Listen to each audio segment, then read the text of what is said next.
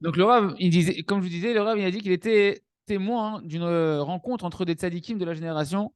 Et parmi eux, il y avait un tzadik énorme. C'était une rencontre de tzadikim cachés qui était en fait la tête des 36 tzadikim, qui s'appelait en réalité à l'époque, le Rav, où il a écrit le livre, il était vivant, on ne pouvait pas dire son nom. C'était Rabbi Yehuda Zev Lebovitch, Tzadik Kadosh Livracha, qui était la tête des tzadikim Nistarim. Et quand ils ont. Le Rav Rouge était témoin. Donc imaginez-vous quand même que le Rav Rouge, il assistait à des choses que c'est pas, c'est pas un rabbin comme les autres, on va dire. Et il a dit que ça se rend compte, eh ben, ils étaient en train de dire, les tzadikim qui étaient là, que c'était un moment propice pour faire venir le Mashiach. Ils voulaient ensemble faire venir le Mashiach, ils avaient la capacité de faire venir le Mashiach à ce moment-là. Et à ce moment-là, ce tzadik, Nistar, Rabbi Zadeh Lebovitch, il a commencé à crier, il a dit non, qu'ils ne viennent pas. Tous ceux qui étaient là, ils ont dit pourquoi? On espère tous la venue du Mashiach, pourquoi qu'ils ne viennent pas? Il leur a dit vous ne savez pas, vous ne comprenez pas quel prix ça va nous coûter si on fait venir le Mashiach dans l'état tel qu'on est aujourd'hui. Ça va être un prix extrêmement lourd, des guerres, des souffrances, etc. Vous ne comprenez pas à quel point ça peut être lourd. Moi, j'ai vécu la Shoah et je sais combien le prix à payer peut être lourd. Et c'est Chad Shalom ce qui peut nous attendre si jamais on fait venir Mashiach maintenant. Fin de la petite anecdote. Tout le monde parle de la nuit du Mashiach, mais on oublie souvent que Mashiach, il peut venir avec beaucoup de souffrances et de choses très difficiles que Dieu nous en préserve.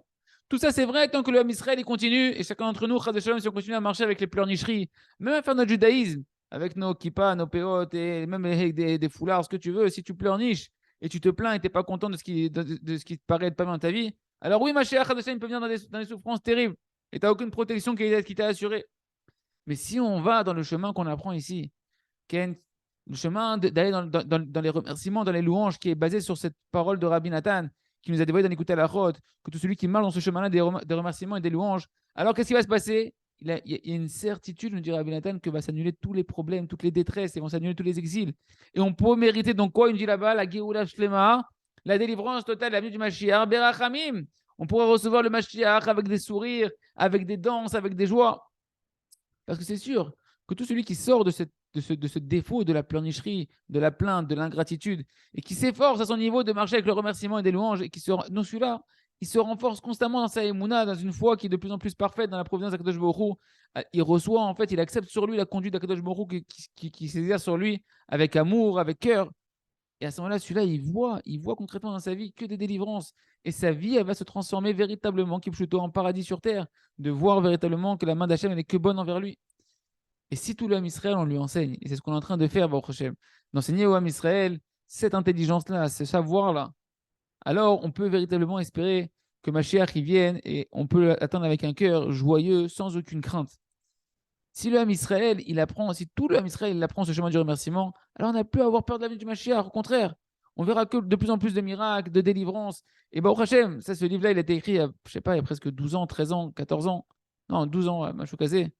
Combien on a vu de miracles, combien de guerres en Israël on a vu avec des miracles surnaturels, des protections du Ham Israël qui sont quand même véritablement, mais à la teva, les gamrés. Ken. Et celui qui marche dans ce chemin-là, parce que le Rav dit c'est une certitude, celui qui marche dans ce chemin-là, il voit quand tu remercies Kadosh Baruch Hu, tu vois, en particulier quand tu remercies Hachem sur les souffrances, sur les difficultés, tu vois des miracles et des prodiges. Ken. Et à ce moment-là, on pourra attendre le Mashiach dans la Rachamim. Plus on va marcher dans ce chemin-là, plus chacun il va commencer à avoir de plus en plus de miracles. Et chacun il va raconter à l'autre les miracles qu'il a vus. Moi, j'ai remercié pendant 1 heure Kadosh Baruch Hu, j'ai eu des enfants. Moi, j'ai remercié Hachem pendant 1 heure. Et j'ai sorti de mes dés, j'ai remercié Hachem pendant 1 heure. Et moi, Baruch Hachem, j'ai guéri, etc. Et vont se répondre de plus en plus les histoires des miracles individuels de chacun. Ce qui va donner à chacun du renforcement dans sa émouna et d'aller dans ce chemin-là, de remercier Hachem pour tout le bien qu'il nous fait.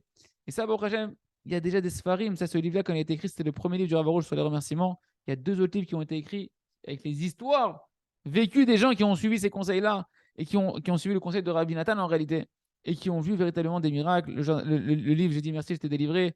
Le livre, les merveilles du remerciement. Ce sont des centaines d'histoires que des gens qui ont témoigné des choses surnaturelles qui leur sont arrivées de délivrance, simplement en remerciant Kadosh Baruch Hu sur ce qui leur paraissait être mal. Vas-y, raconte que chacun se renforce, de mettre ça en pratique pour lui et de diffuser ça autour de lui, dans sa famille, dans ses amis, dans tout le Ham Israël, chacun comme il peut, diffuser ses cours, diffuser les livres, diffuser les livres du Rav Arush, diffuser ses enseignements, qu'on puisse voir le Mashiach Batachem que dans la miséricorde Batachem Idbarach. On continue Batachem avec le livre à travers champs et forêts. Donc, le Rav il nous dit, Bémet, hein, rappelez-vous, on est dans cette discussion entre Hachem et le Ham Israël. Hachem qui dit revenez vers moi, Bitchouva, et moi je vous ferai revenir Bitchouva.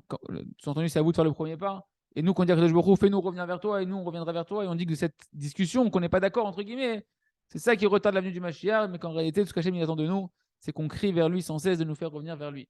Je vous ai remis dans le bain où on était.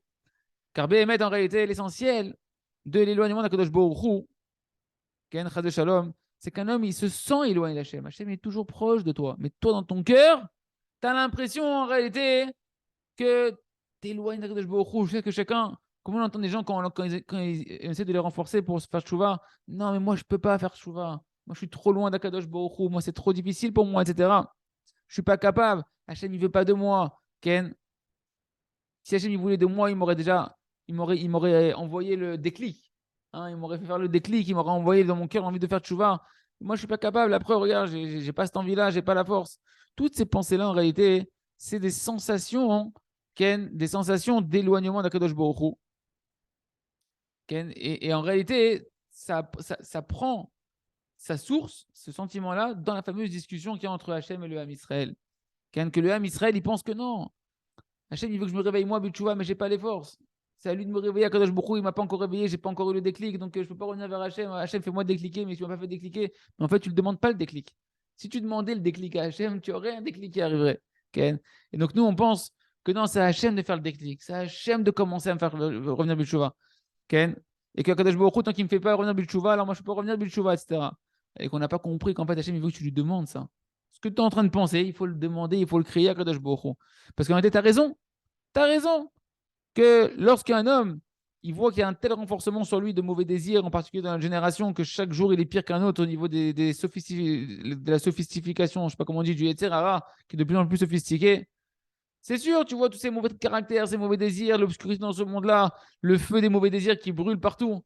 Un homme, il tombe, il retombe, il retombe. Qu'est-ce qu'il peut faire? C'est sûr que tu te sens incapable et impuissant. Comment tu peux arrêter cette dégringolade en un seul instant? C'est impossible. Donc, ce que tu ressens à l'intérieur de toi, quelque part, il y a une part de vérité que tu sens que tu es incapable de revenir vers Akadosh Baruch Hu tout seul. Et qu'il n'y a que Akadosh Baruch Hu qui peut lui me faire décliquer et me faire revenir Bitchouva. C'est vrai, à sa racine, ce que tu dis, c'est vrai.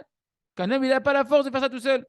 C'est pourquoi, lorsqu'un homme, il sent que j'ai pas la force, moi, j'ai pas la force de rien faire pour revenir Bitchouva, j'arrive rien à faire. Akadosh Baruch Hu, il dit, t'as raison. Ken, t'as raison. Mais quand l'homme, il dit, je suis pas capable, je ne peux rien faire pour ma tchouva, Akadosh Baruch Hu, il dit, t'as raison, tout seul, tu peux rien.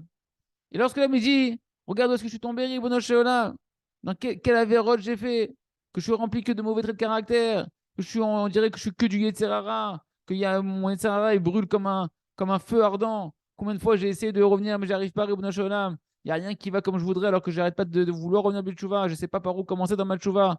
Sur tout ça, le Créateur, il te dit, t'as raison. Je suis d'accord avec toi. Hachem, il t'en veut pas. Hachem, il n'est pas en guerre avec toi sur tes sentiments qui sont sincères à l'intérieur de toi.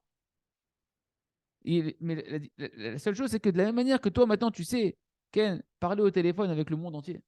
Quand tu veux parler à quelqu'un, tu prends le téléphone et tu parles. Et Marc Baruch il dit, c'est ce que je te demande moi aussi. Ce que je te demande, parle avec moi pendant 1 heure.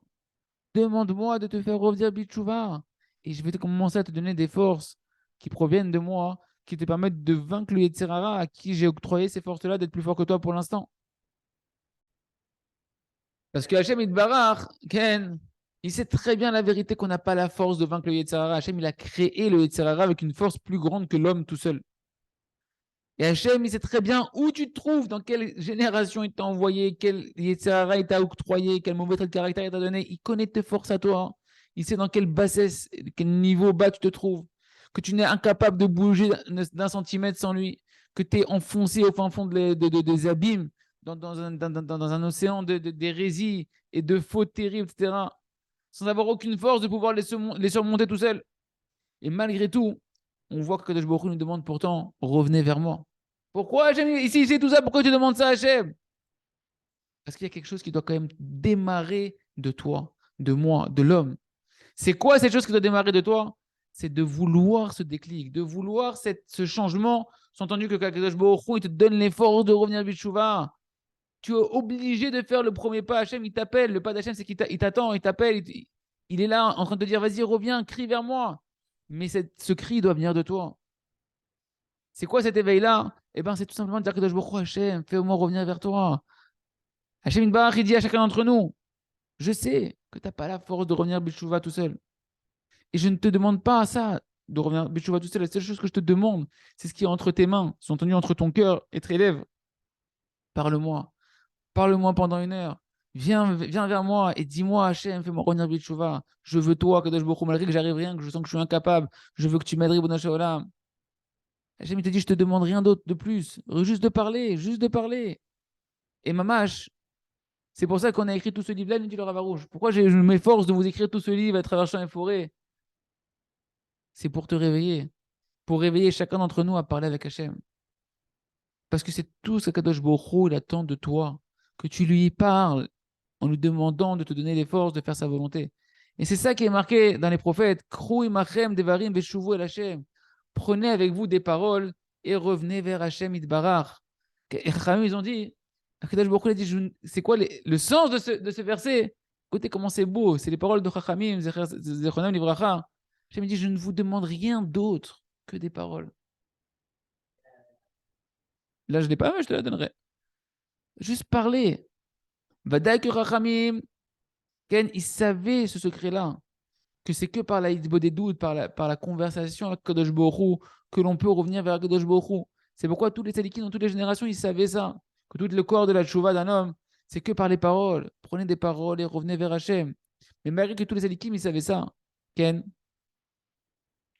ils ont englobé cet intellect-là par toutes sortes de services divins. Et ils n'ont pas su enseigner au Ham Israël ce chemin-là précisément de faire tous les jours 1 heure de hitbo des doutes. Et il se trouve qu'en réalité, on peut dire que la chose, elle pouvait être claire devant eux. Parce que c'est. Pour eux, c'était tellement évident qu'ils n'avaient même pas besoin de le dire. C'est-à-dire que Kanirek, à leur génération, pour eux, c'était quelque chose qui était tellement pas chou. Tu parles à Kadosh Baruch Hu, tu demandes tout à Kadosh Baruch Hu, c'est naturel, qu'il n'y a même pas besoin de l'enseigner. C'est quelque chose que. C'est le béaba. Et c'est vrai qu'on voit chez nos grands-parents, etc., qu'il y avait cette nature-là. Mais alors, imaginons plus forte raison encore des années encore auparavant, que c'était vraiment quelque chose de répandu. Est-ce que c'est pas Pachout qu'il faut tout demander à Kadosh Baruch Hu?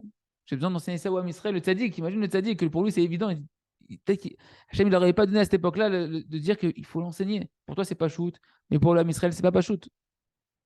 Ken? Est-ce que c'est pas Pachout que même pour l'éveil de la tchouva, il faut demander l'aide à Kadosh Baruch Hu? La différence, c'est que Rabbeinu Akadosh, Rabbi Nachman de Breslev, lui, il savait que sur ça, justement, il y a l'essentiel du voile que le Yetzer Hara, il a mis.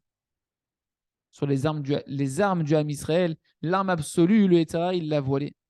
C'est pourquoi Rabbi Nachman, il est venu et il a redévoilé au monde entier et à tout l'âme Israël que c'est ça l'essentiel. Et que c'est précisément de ce point-là dans le service divin que dépend toute la délivrance d'un homme et du monde entier. Et que précisément par la hitbo des doutes, c'est là où il faut mettre l'accent. C'est sur la hitbo des doutes qu'il faut mettre l'accent. C'est pourquoi Rabbi Nachman, il a fait un ordre explicite. Il a ordonné à tous ceux qui l'écoutent que chaque homme, chaque femme du Ham Israël, sans aucune exception, qui fasse tous les jours 1 heure de hitbo des doutes.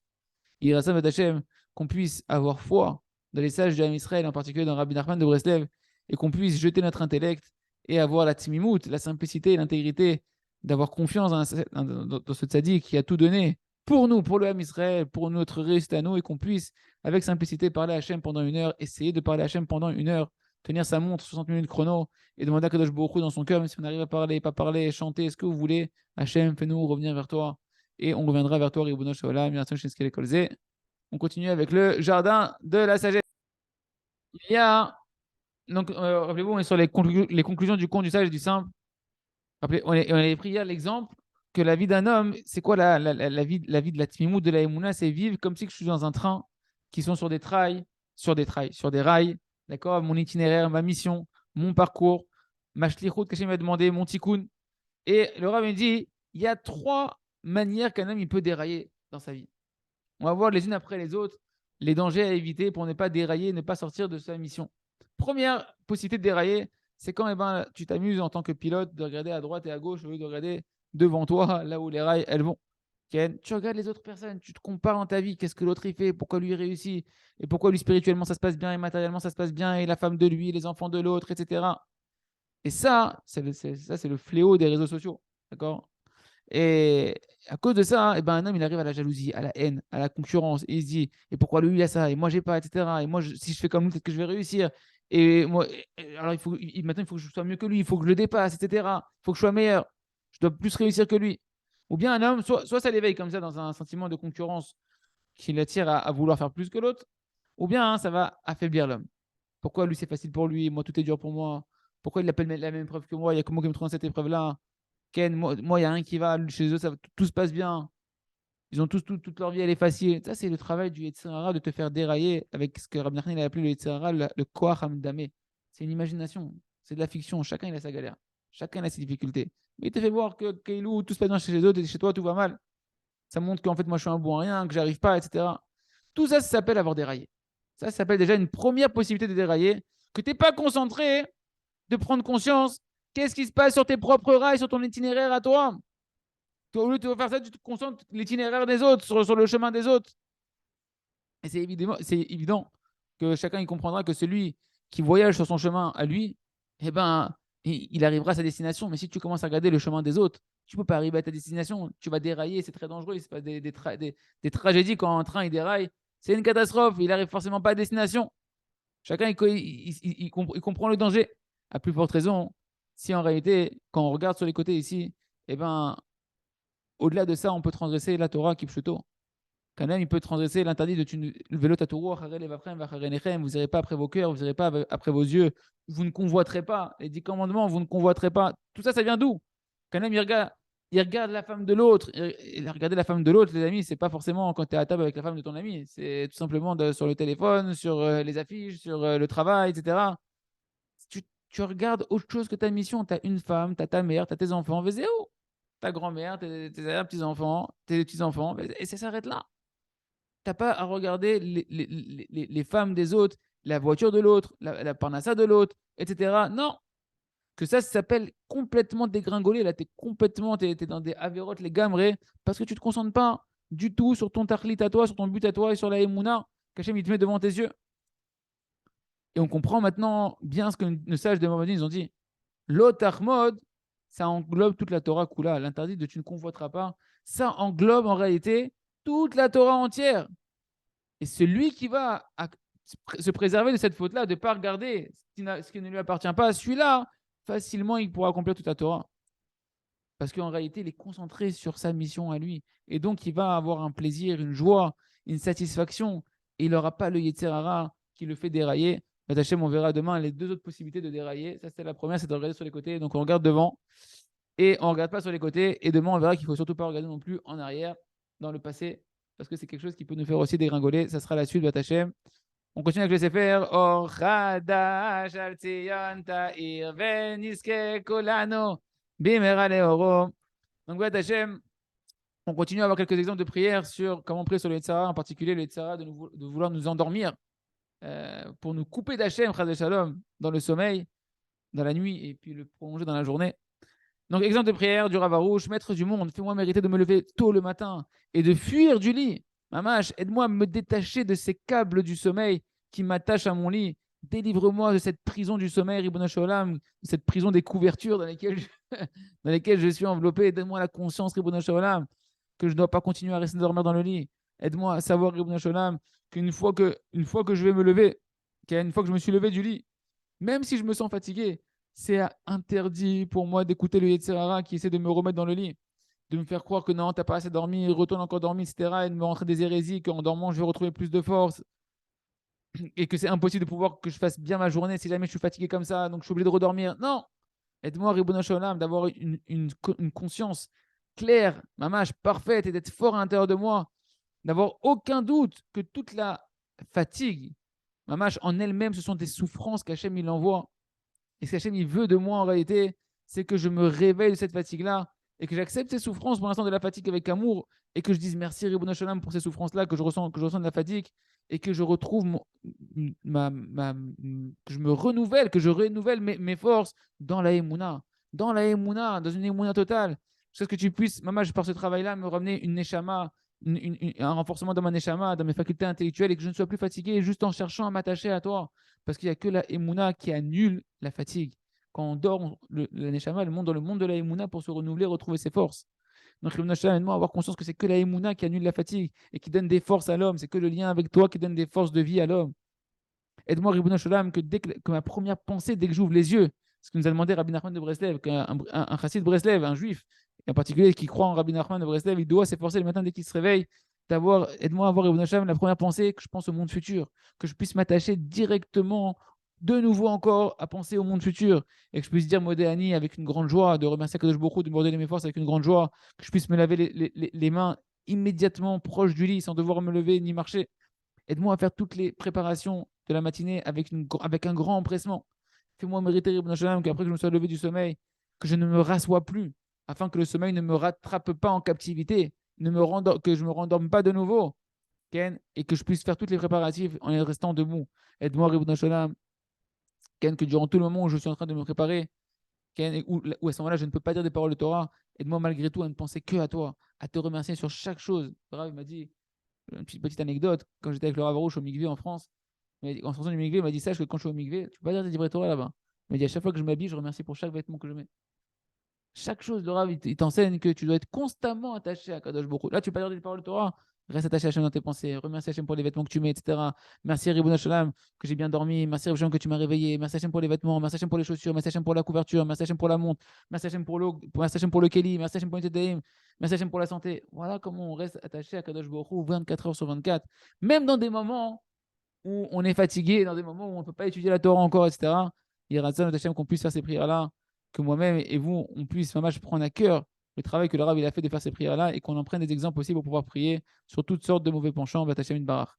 On continue et on termine avec le jardin des Gagouim, des languissements d'amour pour Akadosh Baruch Hu, le conte de Rabbi Nachman de la princesse disparue, avec le commentaire du Rav Batachem. Donc on reprend le conte Veishir et Amesharet Viniho Valach Evado Levaksha. Et à ça, voilà, qu'est-ce qu'il a fait? Le second du roi, après qu'il s'est réveillé de son fameux sommeil, qu'il a lu le message de la princesse sur le foulard qu'elle avait laissé en exposant au soleil, eh ben, il a laissé son serviteur, qu'il accompagnait depuis son compagnon depuis le début, il l'a laissé et il est parti tout seul chercher la princesse. Et là, le second du roi, il monte d'un niveau en fait.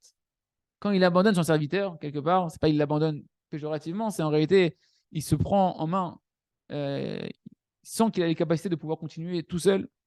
En réalité, quand il délaisse son serviteur, c'est le serviteur ici, c'est l'âme animale. C'est le Nefesh Abahamit. Et il veut aller maintenant seul trouver la princesse disparue. Ça veut dire quoi? C'est qu'il a mérité à ce moment-là d'arriver à un niveau où il est prêt à tout abandonner. L'Echlecha, pas pour toi, quitte tout. Il est prêt à tout quitter. Tous les sujets de ce monde-là, tous ses mauvais désirs. Et il n'a plus aucune préoccupation du tout des désirs de son âme animale.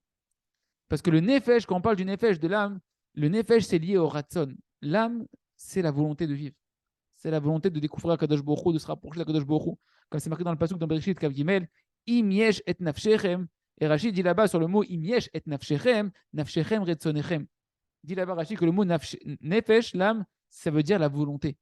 Et maintenant, en fait, le second du roi, il a abandonné toutes les autres volontés. C'est-à-dire quoi? Tous les mauvais désirs, les instincts animaux, toutes les volontés de ce monde-là, il a tout abandonné. Et toutes ses préoccupations et ses volontés, tous ses désirs, ils sont concentrés parfaitement uniquement sur un seul service. Délivrer la Emouna de son exil, de là où elle est perdue. Délivrer cette princesse. C'est pourquoi on voit ici, dans ce point-là, ici, à partir du moment où la personne se met à rechercher, à désirer, comme le second du roi, eh ben, au fur et à mesure, eh ben, la personne va rentrer dans une autre configuration complètement différente. Parce que dès l'instant où le second du roi, maintenant, il a tourné le dos à ce monde-là, où une personne elle est prête au fond d'elle à se dire, ça y est, ce monde-là, il ne m'intéresse plus. Le mensonge de ce monde-là, il ne m'intéresse plus. Et bien en réalité, c'est ce qu'on appelle se défaire de son corps de lépreux. En réalité, notre corps, les amis, le Zohar Kadosh, il dit que le corps qu'a revêtu Adam Arishon et Chava après la faute, que Hachem il leur a fait des vêtements de peau, c'est la peau du Yetzirah, la peau du serpent. Le Zohar, il dit c'est la peau du serpent. C'est le fameux conte de Rabbi Nachman du fils du roi qui était fait de pierres précieuses et qu'à un moment donné, il s'est recouvert de la lèpre. Et qu'après, quand la lèpre elle est tombée, on a vu toutes les pierres précieuses qui étaient en dessous. Notre corps, les amis, c'est mamash, un corps de lépreux. C'est celui qui nous attire tous les mauvais désirs, toutes les pulsions interdites, tous les mauvais, etc. Une personne, elle doit vouloir se défaire de cette peau de serpent, de cette peau de lèpre, pour faire apparaître toutes les pierres précieuses qu'elle a à l'intérieur d'elle, qui sont toutes ses bonnes volontés. Et donc, à ce moment-là, eh ben, c'est ce qu'il fait le second du roi. Le second du roi, il défait ce corps de lépreux. il laisse son instinct animal derrière lui.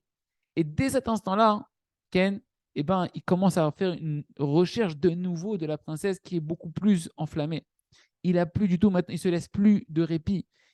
Et on va voir que le second du roi, il ne va plus, à partir de maintenant, c'est le moment dans le conte où il ne va plus avoir d'échec. Jusqu'à présent, à chaque fois, le second du roi, il retombait, à chaque fois, il se faisait avoir, il se faisait arnaquer, etc. Et maintenant, il n'y aura plus d'échecs. Il ne va plus retourner en arrière. Il va marcher avec confiance de plus en plus dans ses recherches, et il va intensifier sa recherche. Et il va surmonter toutes sortes d'obstacles, comme on va voir dans la suite du conte. Même des obstacles qui vont venir de grandes sadikim terribles, qui ont une force et des niveaux spirituels très grands qui vont se dresser devant lui. Il n'y a rien qui pourra le faire retourner en arrière et l'embrouiller et l'empêcher. Jusqu'à ce que véritablement, il va finir par trouver la princesse. Et c'est la suite du conte. Voilà qu'il est parti encore la rechercher, encore de nombreuses années, la désirer. Ça, c'est les amis, c'est le travail de l'Aïd Bodedou, des désirs, de ne pas désespérer de trouver cette Emouna, Shleban, Akadosh Baruch. Et il s'est assis pour prendre conscience. Et il s'est dit, c'est sûr que dans les endroits habités, je ne peux pas la trouver, je ne vais pas pouvoir trouver cette fameuse montagne d'or, cette fameuse forteresse de pierres précieuses. C'est pas là-bas qu'on va la trouver. Ken. Parce que moi, j'ai essayé, j'ai fait le tour du monde et, et j'ai pas trouvé là-bas. Donc, je vais aller dans les déserts. Et il est parti la chercher dans les déserts durant de nombreuses années. On voit de nouveau, les amis, comment étape après étape, eh ben, cette recherche après la princesse, elle lui prend des années. Un homme, il ne doit pas croire que ça va se passer en quelques mois, en un an ou deux, et qu'il va devenir un Baal Mouna, les Gamré, qui va devenir un grand Sadiq Atsoum directement. On voit ici qu'il faut beaucoup de patience pour chercher la Emouna Shlema. On raffine notre Emouna, mais que cette Emouna devienne parfaite, il faut beaucoup de patience. Et chaque niveau, on va monter de niveau en niveau, et ben, il va se passer entre chaque niveau des années. Jusqu'à ce qu'un homme il va pouvoir commencer à véritablement voir les vrais résultats et les vrais fruits de ce qu'il a semé. Ça prend beaucoup, beaucoup de temps, nous dit le Ravarouche. C'est ça qu'il veut nous dire Rabbi Nachman quand il dit il s'est passé encore quelques années et encore de nombreuses années, il s'est endormi pendant de nombreuses années. Et nous on dit ouais, ça fait déjà 5 ans, ça fait déjà 6 ans, ça fait déjà 10 ans. Léat, léat. Léat, léat. Toi, tu dois mettre toutes tes forces, mais chaque étape, eh ben, on voit que chaque étape, qu'est-ce qu'il fait le second du roi? Il fait Yeshuva Da'at. C'est quoi Yeshuva Da'at? Il fait Idbo des doutes. Il prend conscience et il cherche à renforcer ses volontés. On continue le compte. Et là, voilà les obstacles qui vont se dresser devant le second du roi. Et après, voilà qu'il a rencontré un homme gigantesque, un géant qui n'était pas d'une taille humaine du tout. Un homme immense qui portait sur lui, dans son dos, un arbre énorme. Que un tel arbre, on ne le trouve pas en général dans les endroits habités. Et voilà que cet homme-là, il lui a posé la question qui tu es. Il lui a dit ben, je suis un homme. Et il s'est étonné, il lui a dit c'est bizarre, ça fait tellement longtemps que je marche dans les déserts et j'ai jamais vu d'homme ici. Et donc, du coup, le second du roi, il lui a raconté toute son histoire, qui cherchait en réalité cette montagne en or où là-bas il y avait cette forteresse de pierres précieuses. Et il lui a dit c'est sûr, le géant, il lui a dit mais ça n'existe pas, ton truc-là. Ce que tu recherches, cet endroit, il n'existe pas. Et le second du roi, il l'a repoussé. Il lui a dit non, pas du tout.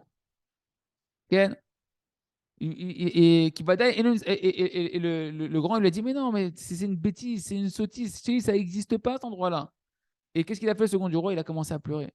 Il a commencé à pleurer énormément, il nous dit Rabbi Nachman, parce qu'il s'est dit c'est sûr qu'elle existe cet endroit. Si la princesse elle me l'a marqué sur son foulard, c'est que c'est sûr que cet endroit-là il existe.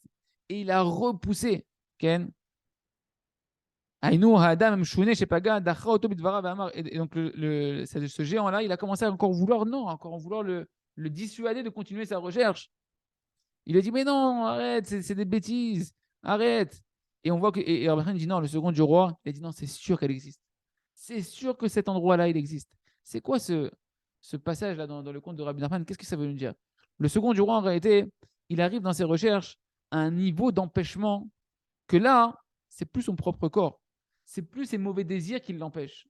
Chacun, au début, on peut être confronté à notre propre Yetzirara, etc. Mais là, maintenant, lorsque l'empêchement, il s'habille dans des hommes, et pas Stam des petits hommes, Rabbi Nachman te parle d'un géant qui a un arbre gigantesque qu'il est en train de porter sur lui-même. On parle de gens en réalité qui ont des niveaux spirituels énormes, des tzadikim. Un homme qui est gigantesque, c'est-à-dire qu'un homme que parmi les autres hommes, il s'est élevé au-delà des autres hommes, qui a une conscience et un statut énorme. Et il porte un grand arbre. C'est quoi ce grand arbre? Ce grand Ilan, Ken, c'est en réalité un homme qui est grand en Torah. Parce que la Torah, elle est comparée à l'arbre, comme c'est marqué, Etzraïm Hilamachazikim Ba, c'est un arbre de vie pour celui qui la saisisse. Je me dis Shlomo Ameler. Donc, on parle ici en fait des obstacles que tu vas rencontrer quand des grands de la génération, des tzadikim, des grands raves, ils peuvent s'opposer à ta recherche dans la Emouna et dans le rapprochement du tzadik. Rabbeinu Kadosh nous enseigne ici qu'en réalité, eh ben, les hommes, ce sont les plus grands obstacles à la recherche de la vérité. Les hommes eux-mêmes, et même les hommes de Torah. Et dans ce compte-là, Rabbeinu, il nous fait allusion jusqu'à Kama, jusqu'où ça peut aller le voile qui peut être mis par les hommes, même de Torah, sur le travail de la Emouna. Combien, moi, quand j'ai commencé à faire tchouva dans les livres du Rav Arush, des rabbinim, ils ont essayé de me dire, allez, arrête avec ta beau des doutes, c'est exagéré, fais autre chose, etc. Ken. Parce qu'en réalité, il y a un voile qui s'habille même à travers les rabbinim. Parce que le second du roi, il a rencontré ici, Ken, il rencontre ici des hommes qui ne sont pas du standard normal. Ils sont BMF, des gens de niveau très élevé. Jusqu'à qu'on va voir qu'il va rencontrer des gens qui dominent, qui ont un pouvoir même sur les animaux, sur les oiseaux, sur les vents. Des gens qui ont des kohot Atsumo, des forces extraordinaires.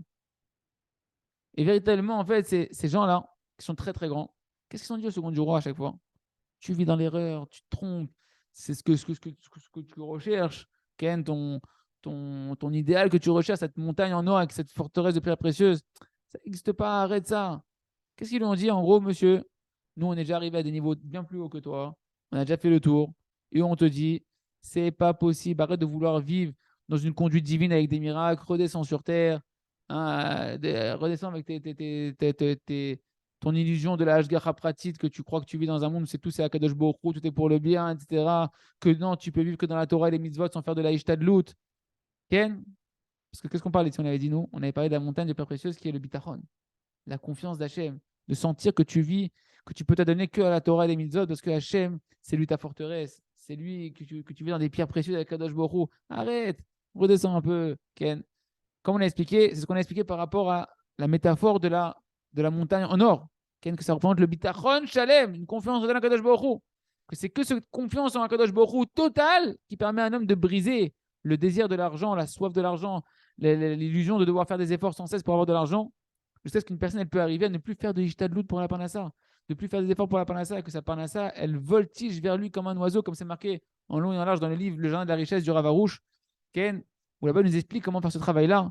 Je sais qu'un homme, il peut arriver à une émouna shlema, bet Hashem, où sa parnassa, il la reçoit qu'en faisant des sourires à Kadosh Baruch Hu, que dans sa émouna et son bitachon, que Hashem, il veut lui donner sa parnassa facilement pour qu'il puisse donner au travail de la Torah, des mitzvot et de la recherche de la émouna. Et le second du roi, il tient bon dans son épreuve. Il ne les écoute pas. Il a atteint un niveau de foi et d'intégrité dans les paroles du tzaddik, parce qu'elle a dit que le foulard, c'est en réalité c'est le message du tzaddik, là où il y a les larmes qui ont été écrites, c'était les larmes du tzaddik. Rappelez-vous qu'on a vu que le tzaddik il pleure énormément de larmes pour donner des messages au Ham Israël, pour nous donner des conseils comment se rapprocher de Kadosh Baruch Hu. Et donc là, ça y est, le second du roi, il a une foi totale dans les paroles du tzaddik, que l'essentiel, c'est la Emunah Pshuta. Avoir une foi totale, d'avoir une foi simple que Hachem Barar, c'est lui qui nourrit. C'est lui qui nourrit chacune des créatures qu'il a créées par bonté gratuite, sans aucune conduite naturelle du tout. Tout c'est Hachem. Ça s'habille sous la nature, mais tout c'est Hachem. Sans aucune ishtadlout, même au niveau spirituel, parce que celui qui a une confiance totale en Akadosh Baruch Hu, eh ben, il reçoit sa parnassa, Ken, mais Kabel parnassa chez Otsarir, Gambelot Fila, il peut recevoir sa parnassa quand il a besoin, même sans prière. La confiance en Akadosh Baruch Hu, elle est tellement grande qu'elle crée un réceptacle qui attire la parnassa même sans la prière. La prière, ça va être un moyen de construire cette confiance en Akadosh Baruch Hu. Mais la confiance en elle-même, c'est elle le réceptacle de la parnassa, Yiratson, Bezachem, Shiniske, de Tmamine, dans les paroles du Tzadik, de Rabbi Nachman de Breslev et les conseils du Rav Arush chez Yechie, qu'on puisse renforcer dans la Emouna, dans le Bitachon, qu'on prie sur ça jusqu'à avoir une Bitachon Shalem, et qu'on dise à Kadosh Baruch qu'on veut s'occuper que de son service, sa Torah, ses mitzvot, de connaître Hachem et de diffuser à Kadosh Baruch, et qu'on fasse que des sourires à Kadosh Baruch, que la Parnassa nous parvienne facilement, Chazak, Ve Nitrazek.